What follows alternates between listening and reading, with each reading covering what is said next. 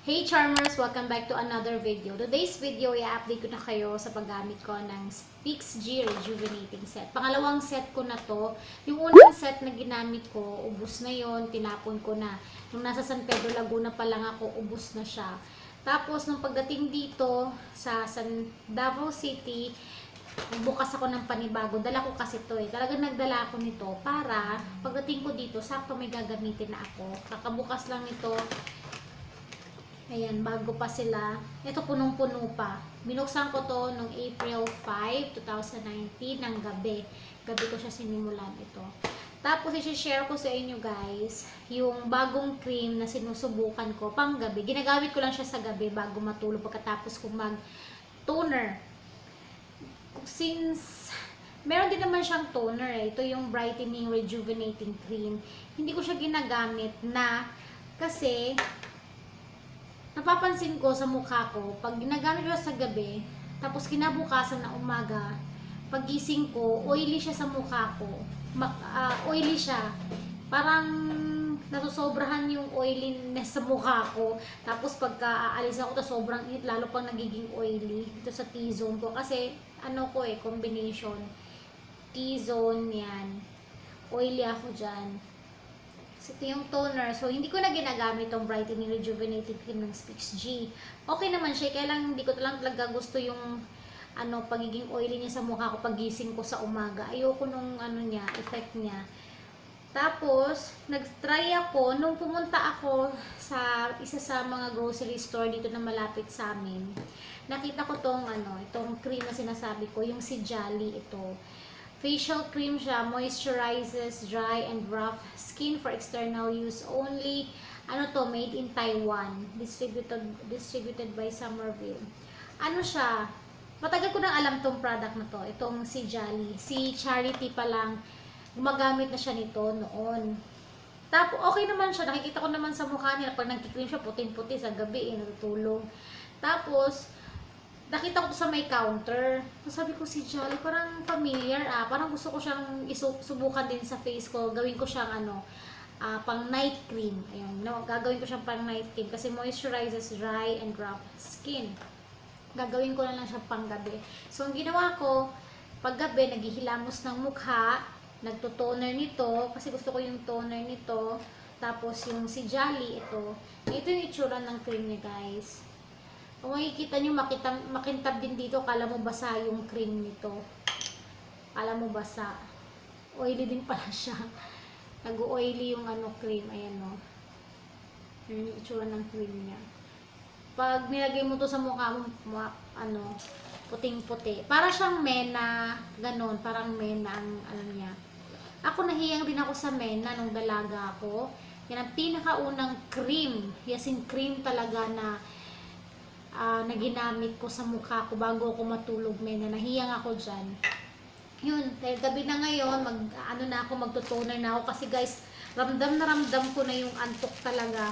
Pumipikit na yung mata ko, tapos may nag-request sa akin, kailan ko daw i-update yung Spix G Rejuvenating Set.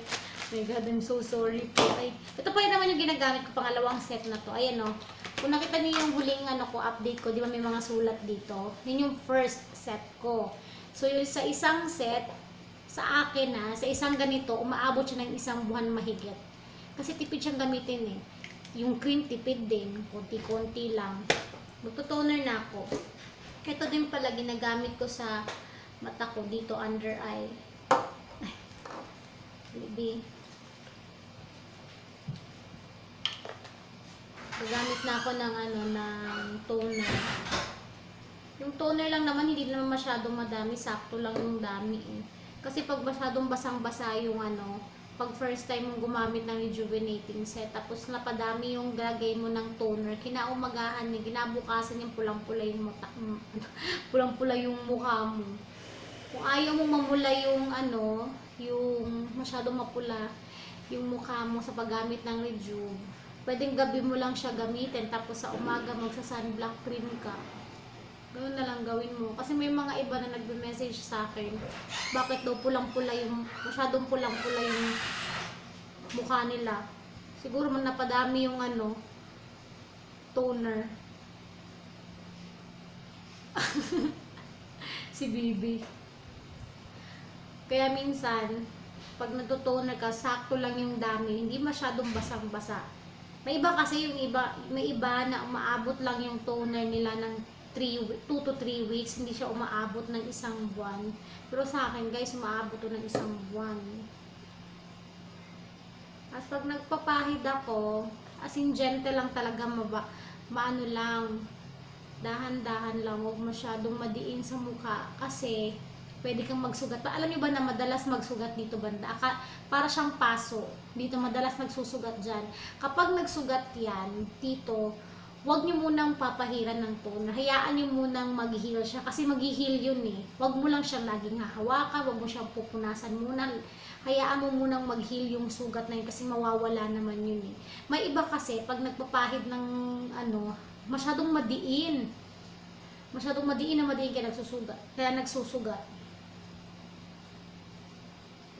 Ayan, malagay ako sa leeg ko. Sa batok. Ayan.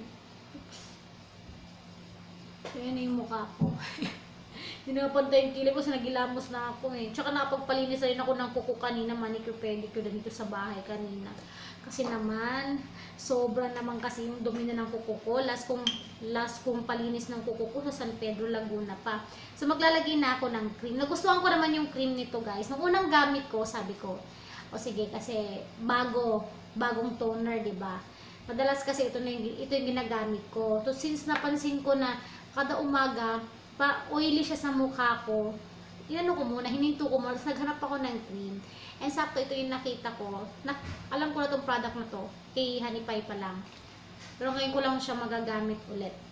Tapos na ako mag-toner, magki-cream na ako. And ganyan ang ginagawa ko. Yun yung guys, so ano yung tsura ng ano yan. Ganyan. Diba? Kahit gaano ko kaantok, hindi ko nakakalimutan talaga maglinis ng mukha. Dahil natakot ako, baka pagising ko sa umaga may pimple na ako. Diba? May pimple, ano bang nangyari sa mukha mo. Ito pimple yan. Normal lang naman nagkaka-pimple ako dito sa chin. Normal lang yan, pa isa-isa sa akin. Pero pag tinubuan ako ng malalaki pulang-pula na sa buong nakaspread sa mukha ko, ay hindi normal yun. Iba na yun. Ibig sabihin, may nagamit na ako sa face ko na skincare na hindi hiyang sa akin. So, ganyan ang ginawa ko lalapit ako. Wala akong suot na contact lens ngayon, kaya parang ang labo ng mata ko. Ang labo ng mata ko eh. Ayan. Ito yung tsura niya. Kailangan pag naglalagay ka ng pag nagtutoner ka, sama mo na yung leeg mo. Pero may iba na hindi hiyang, na pag pag pinapahiran din yung neck nila, namumula, nangangati, namamalta, nabubutli, parang bungang araw, stop nyo na. Ganon kasi yun eh, hiyangan. So, ibig sabihin na allergy kayo, hindi hiyang sa nyo. Diba? Ayan. Sige, magsaspread na ako ng ng cream. Spread tayo, best. Kasi nung oras na, alam niyo ba kung anong oras na? 10:30. Mag-11 na nga eh. 10:30. Mag-11 na. Tapos antok na ako. Naalala ko lang yung message sa akin talaga na kailan ko kagawa ng review to. Pasensya naman. Ayan. So, ito na yung mukha ko. Pagkagising ko sa umaga nito, gusto ko yung effect niya sa mukha ko. Siguro dahil hiyang ko siguro. Ito yung ginagamit ko muna ng cream. Tapos, naglalagay ako ng ganito sa under eye ko. Galing to sa Cathy Doll Ready to White Milky Tone Up Eye Serum. Ayan. Meron pa akong isang eye serum. Ito kasi roll siya eh. May roller siya. Yung isa kong ganito na para sa under eye, cream din yun, galing Korea, binigay lang sa akin yun. Ginagamit ko din yun, pero ito, ginagamit ko na siya ngayon. Sayang din naman kasi hindi ko gagamitin. Sa gabi lang bago matulog.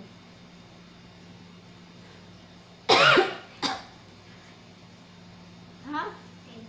Nasa tignan mo dyan sa mga pouch. Si Bibi. Yan, ganyan lang. Diba?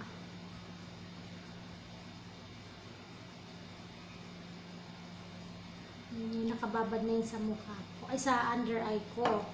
Tapos, naglalagay pa ako ng ano dito, ng lip sleeping mask na made in Korea. Naglalagay din ako sa lips. So, alam niyo ba pag naglalagay ako ng sleeping mask, sleeping lip mask sa lips ko, dinadamihan ko, as in dinadamihan ko talaga para moisturize yung lips ko pagkagising ko sa umaga.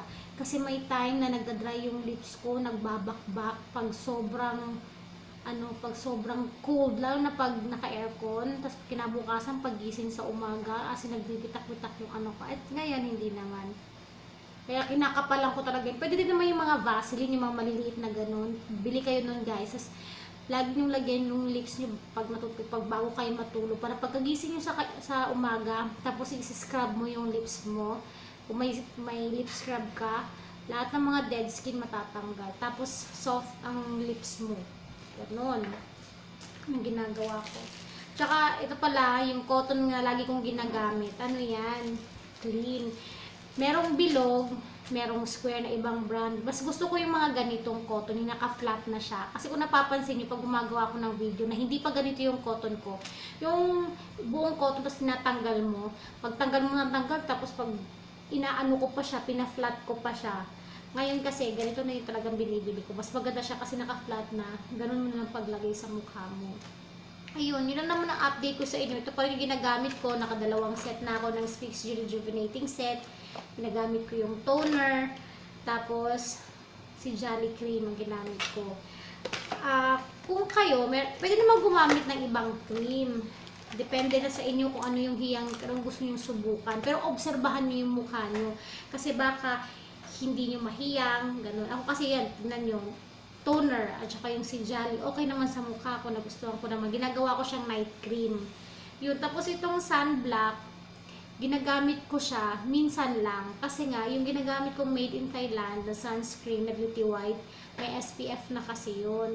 Pag naglagay ako ng sunblock, tapos naglagay pa ako ng yung Beauty White na sunscreen zinc, parang feeling ko ang heavy na sa mukha. Gusto ko yung light lang yung yung feeling ko sa mukha ko. Tapos pag naglalagay pa ako ng cream na yon, sobrang konti lang. Hindi ko siya masyadong sinusobrahan kasi feeling ko naman nasusobrahan naman sa pero maganda ang effect na nagustuhan ko. So yun, ito lang naman yung update ko. Kung may tanong kayo about sa product na to, ito pala 250 isang set. May sabong kasama, may toner, may dalawang cream. Yung cream niya, brightening, rejuvenating cream, at saka sunblocker cream. Dalawa lang yung cream, 250 set. Ayan.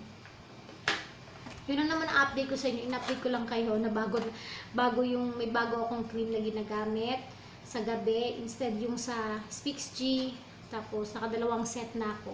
Yung matagal din to sa akin eh. And that's it for today's video guys. Thanks for watching. Kung may tanong kayo, comment kayo sa baba or message nyo ako sa Facebook page ko. And sobrang inaantok na ako. Thanks guys. Bye!